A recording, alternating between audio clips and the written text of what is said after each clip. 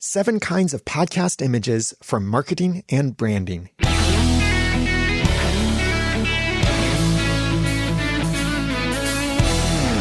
Thank you for joining me for the Audacity to Podcast. I'm Daniel J. Lewis. Even though podcasting is usually an audio-only experience, attractive images can enhance your podcast branding and help you promote your podcast better, even enabling you to promote your podcast in places where you couldn't otherwise promote it unless you had images for your podcast. So here are my suggestions to consider for both podcast level and episode level images. If you'd like to follow along in the show notes, then tap or swipe inside of your app or go to theaudacity2podcast.com/podcast images. Before I share the 7 kinds of podcast images that you could create, I want you to know how images can help your podcast. First, establishing and reinforcing visual branding. You're familiar already with podcast cover art, and you have to have podcast cover art in order to submit your podcast to Apple Podcasts and other podcast directories and apps. You need that for your podcast. It is basically the logo for your podcast. Now, technically, it may or may not be an actual logo. For example, you may have simply a solid color background and the title of your podcast in text with a particular font. That's your visual branding. That could be a logo or it might not be. It depends on how unique you design it to be, even though there aren't really degrees of uniqueness. When you have that visual branding, your podcast cover art, your logo, your colors, your fonts, all of that, you can reinforce that by making additional images for your podcast. Not only the separate images of your podcast logo, artwork, the main branding of your overall show. And when I'm saying podcast, I mean your whole series, whereas episodes would be the individual episodes of your podcast. You can make multiple images for your overall podcast, and that helps establish your branding in different places. And by making especially individual episode level images, you can reinforce that visual branding in how you design those images or how you have them designed for you by using things like maybe the same colors or the same fonts, the same layout, the same logo or particular style to it. Like it could be an icon style, a hand-drawn style. It could be a collage style. It could always use particular colors. I recommend try to always stick with the same fonts at least and follow the same template layout as much as possible. And when you create both multiple images for your podcast as well as images for your individual episodes, that really reinforces that visual branding. So even though you have those images looking different colors, different images or artwork inside of those images or those image files, people can see that and recognize, yeah, those are related. Those are all members of the same podcast because they all have these same things. Just like right now, Disney made the movie Frozen, and then Disney also came out with Frozen 2 recently. Well, the Pixar studios, like the people who made Toy Story, even though they're owned by Disney, Pixar made this other movie called Onward. And for the longest time, I thought Onward was connected to Frozen in some way. And maybe it is. I haven't seen Frozen 2 and I haven't seen Onward yet. I do want to see those movies, but I might be correct in what I'm about to say. I don't actually know, but they look like they're related because of this one reason, the font. The font that Disney used for Frozen and Frozen 2 and the font that Pixar used for Onward, it's the same font. Or if it's not the exact same font, it is so close that it looks like the same font. Even the way that they curve the text, it makes it look like Onward is related to Frozen. And maybe it is. Like maybe Onward is in the Frozen universe 100 years into the future when people have cars and automobiles. I guess that'd be more than 100 years. Who knows in the Frozen universe and how the Pixar and Disney series crossover now that Disney owns Pixar and all of that. I don't know. But the thing is, their font makes it look like they're related. I can't be the only one who feels like that. Maybe the shows are related. Maybe they're not. But when you can do that same kind of thing for good, not for confusion, it can help people get to know your podcast and your branding better.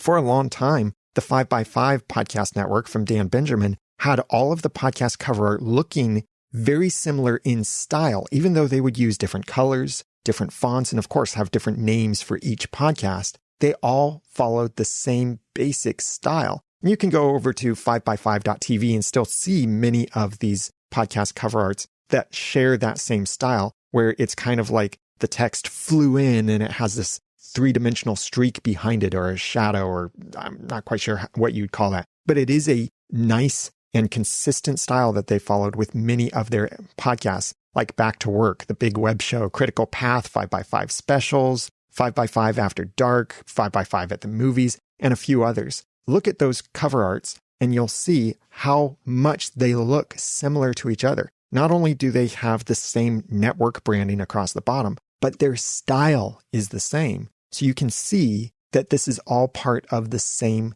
network, and it helps reinforce that visual branding.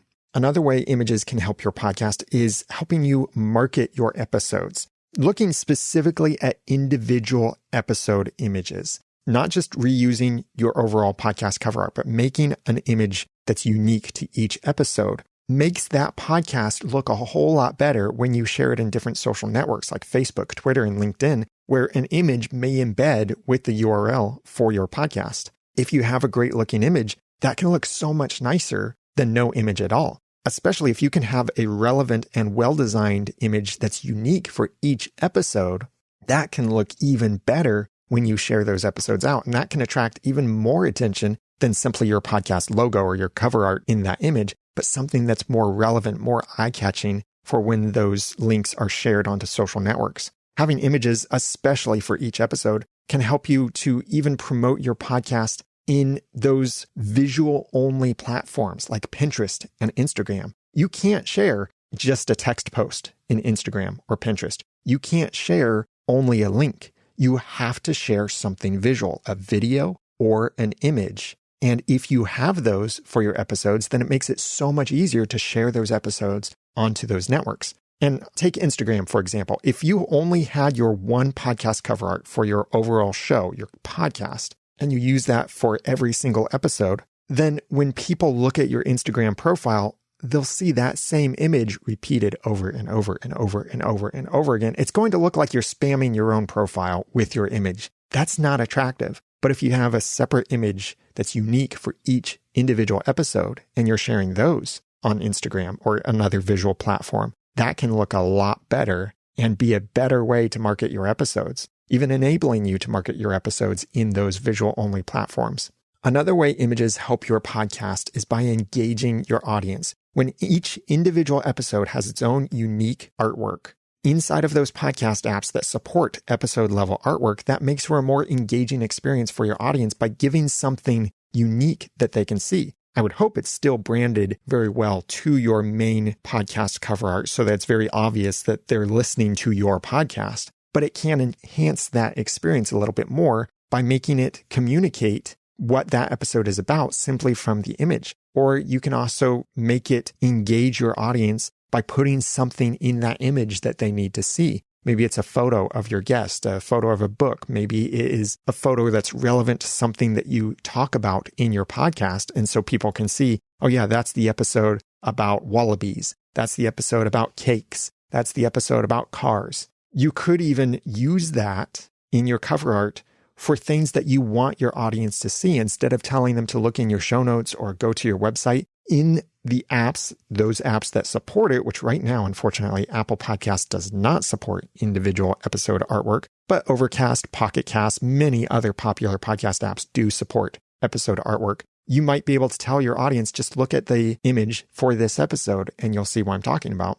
You could use that instead of sending them to your show notes for a particular image. Now, you can do that for only one image unless you get into stuff like chapters or enhanced podcasts, but it can work for you. Maybe it's a photo of something that happened in the episode or a photo of what you're talking about. That can be more engaging for your audience. A unique image for every episode may not necessarily mean more people click or tap on your podcast, but it really enhances the experience for that audience you already have. A great example of taking this to the next level of using episode artwork to engage the audience is the No Agenda podcast. They have original artwork for every episode of their podcast. And by original artwork, I don't mean simply different images for each podcast, like I do often for the Audacity to podcast, and other podcasters do that too. where it's a different image that maybe follows a template, displays something in it. What No Agenda does is they live stream the recording of their podcast. And while they're live streaming, their audience is listening,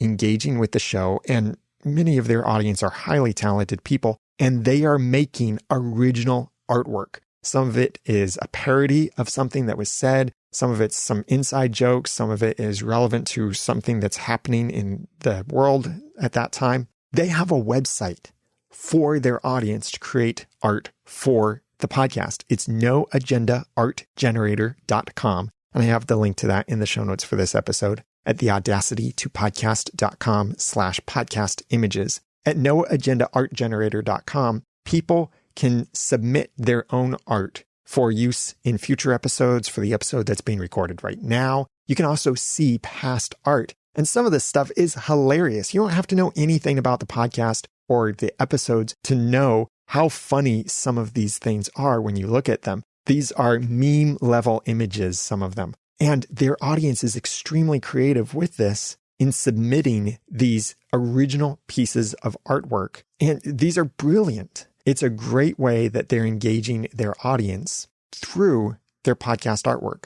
You may not do that with your own audience, or maybe you do. It's up to you what you want to do. As a designer, sometimes I cringe at the inconsistency of some of the stuff. But the nature of the No Agenda podcast is more entertainment focused. And one of the reasons I listen to it is to be entertained as well as informed. So I don't really mind that it's not following a completely consistent branding because I enjoy seeing those images. You might do the same kind of thing for your audience, or you might engage in a different way through your individual images for your episodes. The final way that I want to share with you how images help your podcast is communicating without words. You've heard the saying, a picture is worth 1,000 words. And that's true in many different ways. One of the ways that is particularly true in podcasting is that the image may capture someone's attention and communicate your relevance to them more quickly than the title does. Think about what you can communicate through an image,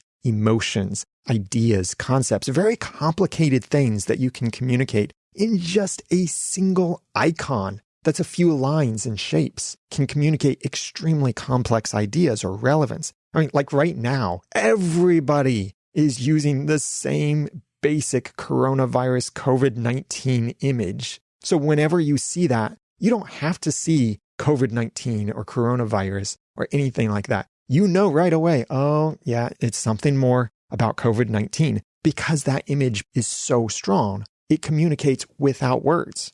On the positive side of things, you can do that same kind of thing with your podcast. Through your podcast cover art can communicate what your whole podcast is about through the themes and visual elements in that design of the cover art. For example, the cover art for the Audacity to Podcast has my logo in it. That's the microphone exclamation point RSS icon logo that I've enhanced over the years and made it more obvious what's in there. The microphone exclamation point has always been there from the beginning, but it wasn't very obvious, I think, in the first design of my logo. Well, that microphone exclamation point communicates audacity to me because it's about the boldness, the courage, the guts to podcast. So that's why that exclamation mark is there. The microphone and RSS icon are there, not because my podcast is a podcast. Please, for the love of pod, do not use a microphone, headphones, or the RSS icon for your podcast cover art, unless you're talking about RSS, microphones, headphones, stuff like that. Then that's when it's good to use those cliche images because they're no longer cliche, they're descriptive. And that's something that my logo communicates. When someone looks at my logo, they can see microphone, exclamation point, RSS icon. It may not communicate Audacity directly, but it helps reinforce that. It does communicate this is a podcast about podcasting. Similarly, with someone who has a photo of a mixer, or someone who has a photo of cars, or of an old couple together, or of all of these other things that could be in the images, for your podcast level artwork, that can communicate what your overall podcast is about and can often grip people better than your title. For your individual episodes, it can communicate better as well. Like using the No Agenda example with all of their highly creative artwork that they have for episodes, or other podcasts where you might be able to find an image that communicates what the theme of a particular episode is. And you can use that image in your cover art, and that can communicate without the title of your episode. And it can also make things a lot more fun with your episodes too, and communicating some intrigue and curiosity with those episodes. So images help your podcast by establishing and reinforcing visual branding, by marketing your episodes, by engaging your audience, and by communicating without words. Now, what are the images that I think you need? 7 different images. And I've got some guidelines and even a few technical specifications for these different images in the show notes at theaudacitytopodcast.com/podcast images.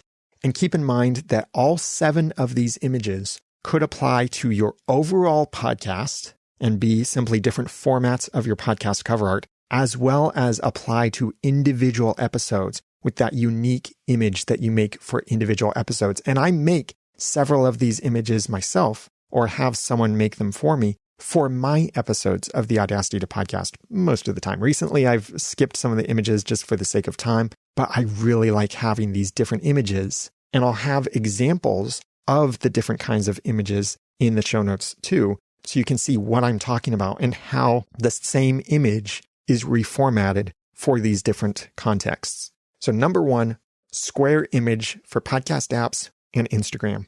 You're already familiar with your podcast cover art that needs to be square. That's what podcast apps use, your show level image. And you can make your individual episode images for your podcast. And those can display in some podcast apps and also Instagram. Instagram works great with square images. That was the way it was originally created, is for square images. So with the square image for your podcast, this is good to have with text inside of it, because it might display only by itself, or it might display in places where the text that goes along with the image or the title of your episode might be much smaller. So for this square image, I do recommend that it have text in it. Like the image that you share onto Instagram can have the title of your episode, or maybe the basic outline if you want to get that detailed. But try and keep it clean, and consider that those images may be seen at many different sizes. So you want it to be as clear and legible as possible. That square image works for podcast apps, for Instagram, for a lot of places, really. You may want to use it on your website. You may use something different on your website that I'll mention in a little bit. But this is the number 1 thing that I recommend that you have, that square image for podcast apps and Instagram. If you look at the Audacity to Podcast and in the show notes for this episode, you'll see an example of a square image that is branded to the Audacity to Podcast.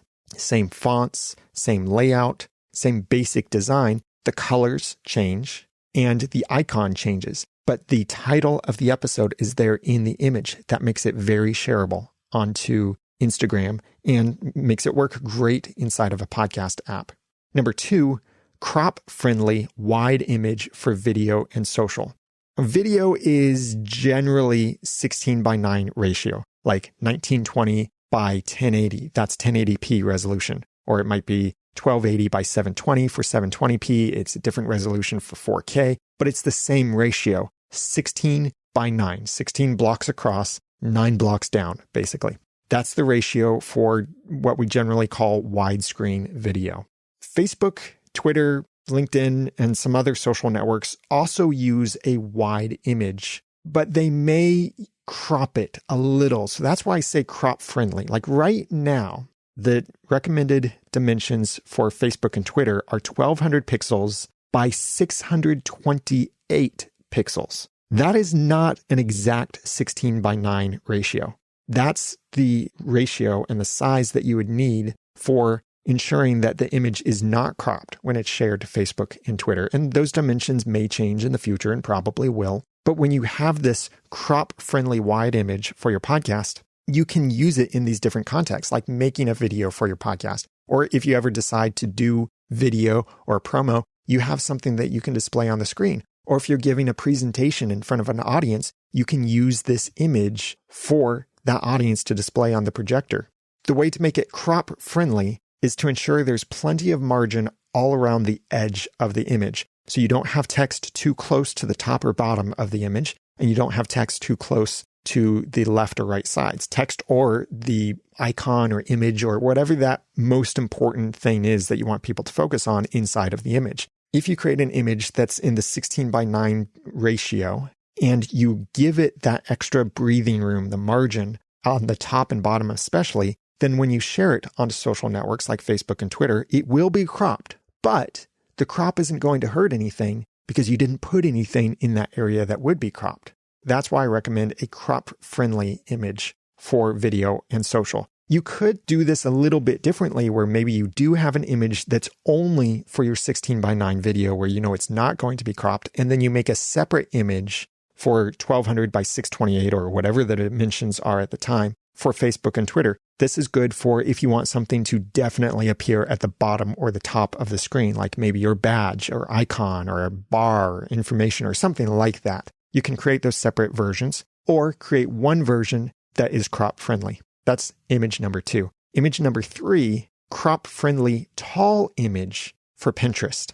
Pinterest can have images of all shapes and sizes. But the best thing that works for Pinterest, and it's the most engaging, it looks the best on the platform, and it's what most of the Pinterest experts recommend, is a taller image. And you can have really tall images on Pinterest, and that can be interesting in certain contexts, but most of the time for a simple podcast image post, you don't need a lot of space. So the general idea is something that is in the ratio of 2:3 for Pinterest. So for example, it could be 1200 pixels wide by 1800 pixels tall. So imagine 2 blocks wide, 3 blocks tall. That works great for Pinterest. And I say crop friendly because similar to the wide image for video and social, there are certain video platforms that are intended to be consumed only on mobile devices and therefore only allow or focus on vertical video. I really don't like vertical video,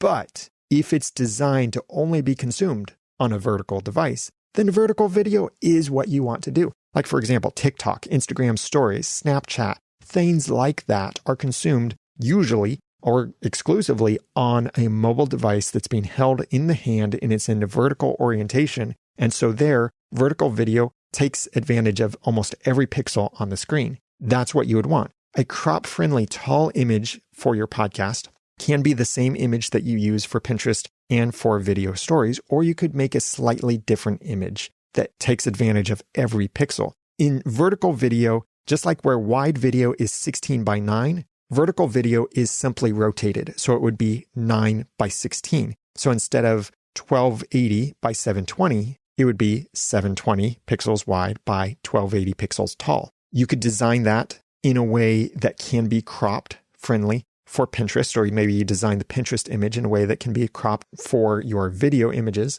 But that gives you an image then that you can use in those more vertically oriented spaces, Pinterest, video stories, and other places like that. And maybe someday you start producing vertical video for, please make it only be for vertical context. But maybe you do that. And so you can have a great image that fills the screen and it reinforces your branding, does all those things that podcast images can do for your podcast. That's the third image. The fourth image is a thumbnail image for your website. This starts to get a little bit more niche and depends on how you make your website work and how you use images on your website. I suggest, and your website might be different and your preferences could be different, but I suggest you have some kind of thumbnail only image that you use on your website as the featured image for your podcast. This might be square, it might be widescreen, it might be more rectangular. It's really up to you and how you want your website to be. I recommend though, don't let the website crop it itself. You crop it to the dimensions you want. Sometimes you can design the image recognizing that your widescreen image, like a 16:9 image for video, is going to be cropped to a 1:1 ratio to a perfect square, and it's going to be cropped to the very middle of the image. So you design your image that way so that if it's cropped in the very square middle, nothing is cut out that's important. You can do that. Or you might just want to design an image that is a square image for your website. This is what I do for the Audacity to podcast. I like to have a square image that goes along with every episode on the website. And the only place that image is used is in the thumbnails. Now on my website, the text for each episode, the titles of each episode, is displayed in bigger font than you would see inside of the image. So I think on my site, it makes more sense to not have distracting, small, harder to read text inside of the image and to let the text on the website do that for me. For my thumbnail images, I remove the text from it. You see in different images for the Audacity to podcast, like when I had my privacy episode, I had an image of an eye, or when I had the perfectionism episode recently, I had an image of a target with an arrow hitting the target. And the perfectionist probably already noticed what I intentionally did to that image is that it was a bullseye, but the arrow was really close to the edge of almost not being a bullseye. But it was still a bullseye, technically, but not in the exact center. But that was an image that I used, an icon inside of those images. So for the thumbnails for those episodes, I made it only the background and that icon. No text, no logos, nothing like that, because I want it so that when you look at my website, you see the title of the episodes in regular text and you see those little thumbnails. That's my choice for how I display the images on my website. Your website could be completely different, where you display the images really big, and so you might want text in those images. Whatever the case, consider what you can use as a thumbnail image for your website, whether that's displayed small next to your episode titles or above your episode titles, below your episode titles, in the content of your episode, or anything like that. It's that thumbnail image that will appear only on your website. Number 5, a background image for creativity. I love the second line themes as my WordPress themes for podcasting, and I use their 2-cent theme over at theaudacity2podcast.com. And I've talked about second line themes before and why I think they're the best podcast themes out there for WordPress. Go listen to my episode if you haven't already at theaudacity2podcast.com/second line, and that's spelled out instead of the numbers. I wanted to do something on my website for a while. I might have seen this on other sites. I don't know exactly where I got the idea, but I wanted to be able to use these images that I was creating for individual episodes, use it as a background image in some way for my website. And when the second line themes came along and I started playing with them, especially the 2-cent theme that I use, this was something I loved. I was already trying to hack together other WordPress themes to do this kind of thing, and it was getting really complicated, and I had to get into the PHP and all this stuff. But second line themes makes it really easy. It's a simple field inside of the post editor where you can say, this is the title background image. So what I do is I make another version of the wide image for my podcast that doesn't have text. It has only that icon or the image, photograph, whatever it is for that episode. And it's centered. Now that could be cropped to a square, yes, but I make a specific square image, as I mentioned, for my thumbnails. For this background image, I don't blur it. I don't do anything like that. I leave that to the website to do because second line themes can blur it for me. It can put an overlay cover with the image for me so that it won't conflict with the text in the foreground. I really like the way this looks because it helps me to reinforce that visual branding for my podcast and make each episode look unique, with the color scheme, the icon that's in the image with that background. You can use those background images for some fun creativity, like inside of your podcast episodes on your website or inside of something else that you do. You could use it for video. You could use it for animations, for slides, for all kinds of things with that kind of background image. And especially if you can design those background images in a way that's scalable, a vector image, like something you would create inside of Adobe Illustrator instead of Photoshop, because Photoshop is generally pixel-based, whereas Illustrator is art-based or really vector-based. So you can scale infinitely without losing quality, kind of like text, how you can scale it infinitely without losing quality. If you can create that, then you could even get your background images printed onto something like a poster or a backdrop or a banner or something much bigger. And you can do some really cool things with that, like using it as a backdrop for your videos. Just ensure that whatever you design will not conflict with putting text over it. So try to avoid having high contrast in your image. If you do, you might need to tone that down a little bit. Or maybe your website theme, like second line themes, will allow you to tone down that contrast a little bit by blurring it, by adding an overlay color, or changing something else about the image. I really, really like how Second Line Themes does this. And look at some of the episodes I've posted on theaudacitytopodcast.com to get an idea of how this works together and how I use the background images, as well as look at the show notes for this episode. I have an example of my background image that I use. Image number 6, an open image for audiograms. And open was the best word I could come up with for this. It's kind of like a background image, but it might also be more like a framed image. The idea is that there are these different tools out there like Headliner and Wave and a couple other tools that allow you to make audiograms. This is an image that is branded to your podcast, but then these tools will add an audio waveform on top of the image. And the audio waveform could be in different ways. It could look like a waveform inside of an audio app. It could be some circle that bounces and blobs in different ways as the audio is changing. Those can be really cool and can help you promote your podcast in certain places. So you're making those audiograms by taking a static image, taking an audio excerpt from your episode, combining it together in those apps, and then they give you this video that you can share out. I think these kinds of things are best when you design them with some open space for either the waveform itself, for maybe you want some text to appear in there, like the transcription that goes along with the episode for that very short segment. Please don't do an entire episode like this. But these are for short promotional things, a joke in your podcast or an insight that you share, something quotable, a nugget that people can take from the episode and make sense shared without context. Those are the kinds of things that you would make audiograms for. And Headliner, Wave, several other tools can help you make those. And a great way that you can brand those audiograms to your podcast is by making these open images for your podcasts. Now, that could be for your overall podcast. Maybe you have a generic one that you use for anything from your podcast. Maybe you make something for your individual episodes. So like what I might do for my own episodes is simply take out the icon from the image and then use that image where that space where the icon was is now empty. So that's where the waveform or whatever animation I use for the audio and maybe the transcription displays in there while I keep the title and the little bar at the bottom of the artwork, or design it differently. It's up to you. But this open image, framed image, template image, whatever you want to call it, can work great for those audiograms. And number 7, show images for profile branding.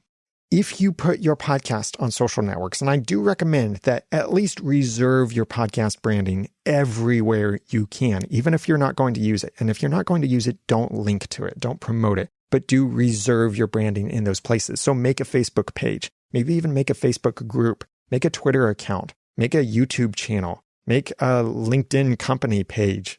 All of these things, go ahead and make them for your podcast.